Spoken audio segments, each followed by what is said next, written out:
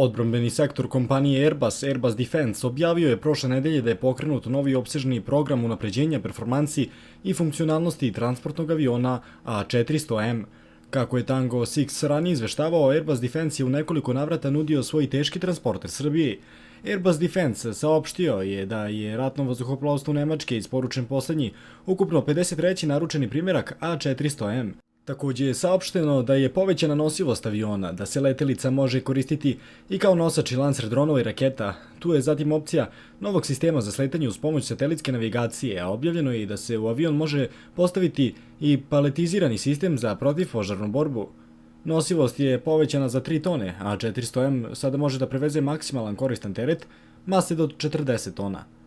Posebno interesantno da avion može poslužiti kao matični brod, odnosno platforma za lansiranje do 12 krstarećih raketa u klasi nemačko-švedske rakete KEPD 350 Taurus, dužina oko 5 metara, mase 1400 kg, dometa preko 500 km ili do 50 dronova srednjih dimenzija i mase.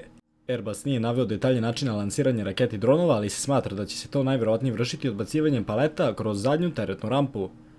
Takav koncept, nazvan Rapid Dragon, već je primenjen kod transportnih aviona američke proizvodnje C-130, može da ponese 2 modula sa po 6 američkih krstarećih raketa AGM-158 JASSM, dok C-17 nosi 5 modula sa po 9 raketa istog tipa. Airbus sada može ponuditi A400M opremljen sistemom za protivpožarnu borbu koji ima kapacitet od 20 tona vode ili retardanta. Prva testiranja izvršena su još jula 2022.